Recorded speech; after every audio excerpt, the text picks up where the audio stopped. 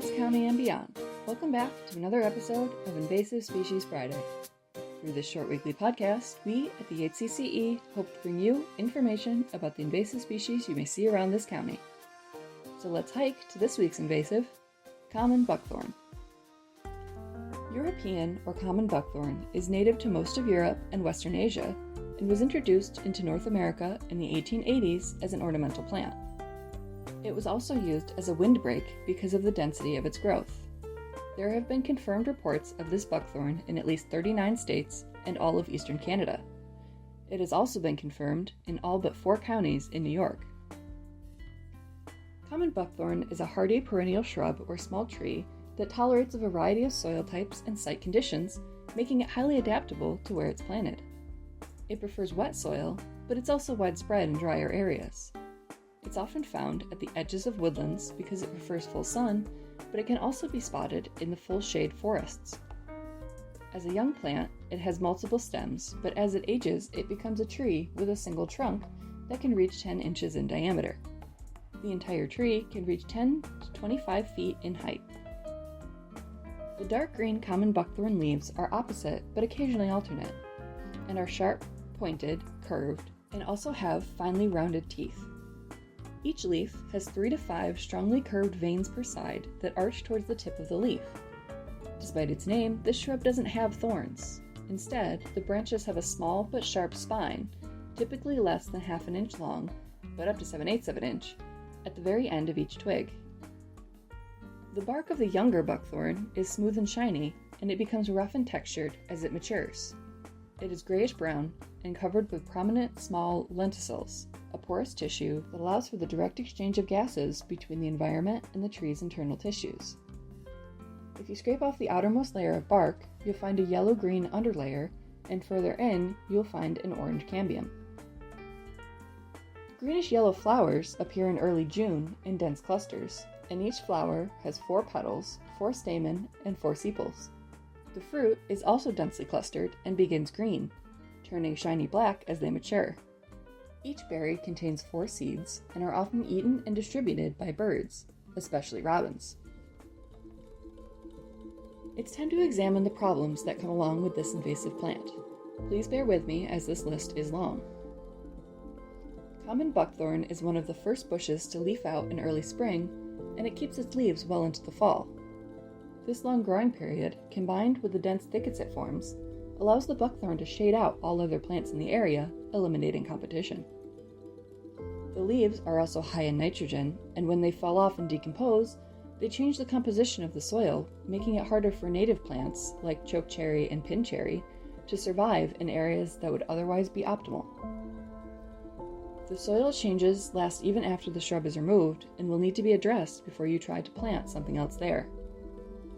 The high nitrogen also encourages non-native earthworms to establish as they require rich leaf litter. They break down this layer rapidly, destroying beneficial fungi and exposing the bare soil. Leaf litter is an overwinter home and breeding ground for beneficial insects, so the loss of this layer impacts insect diversity. Furthermore, the berries of the common buckthorn are not only less nutritious than native berries, which can lead to bird malnutrition, but they also have laxative properties to ensure that the seeds are spread widely and rapidly. These seeds remain viable for 5 years and will rapidly colonize as space becomes available. The branches of the buckthorn begin low to the ground, and except for the spine at the end, don't have thorns.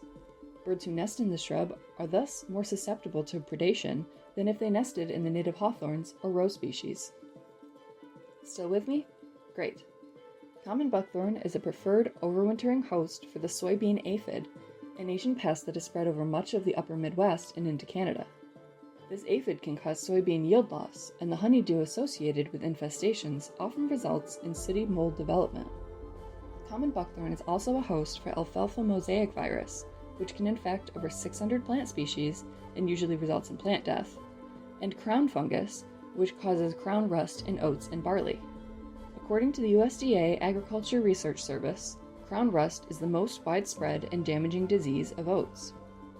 And finally, there is some evidence that common buckthorn may have alleliopathic qualities. Like the garlic mustard we talked about in a previous episode, alleliopathic plants release chemicals that suppress the growth of other plants in the area. So, what can you do to get rid of this invasive? First, it's important to correctly identify this plant. There are a few plants that look like common buckthorn. Glossy buckthorn is also invasive and has elliptical leaves like the European species, but it doesn't have the same pronounced point, serrated edges, or distinct, deeply curving veins. The glossy buckthorn also doesn't have sharp spines on the branch tips. Chokecherries and black chokeberries, both of which are native, have elliptical and serrated leaves, but are wider at the top half of the leaf than the bottom half. The veins tilt or curve towards the leaf tip, but have more than 5 veins per side and are again not as distinct as the common buckthorn. To get rid of it when you figure out what you're looking at, there are manual, mechanical, and chemical methods. Seedlings and small shrubs can be pulled by hand or dug out with a shovel. Larger infestations can be mowed or cut down with a forestry mower or other heavy machinery. The disturbed area where the plants used to be may resprout due to the lingering seeds in the soil. Common buckthorn also regenerates from root and stump sprouts, so be sure to remove both. Herbicide treatments have a range of effectiveness depending on the type and timing. There are foliar, basal bark, and cut stump types available for treating common buckthorn. As always, if you find an invasive on your adventures, please report it to IMAP Invasives. And with that, we reach the end of this week's episode of Invasive Species Friday. Next week, we'll be headed to the water's edge with a misnomer invasive that's endangered in its native environment. Until then, we at the Yates County CCE thank you for tuning in and supporting our fight against invasive species in Yates County.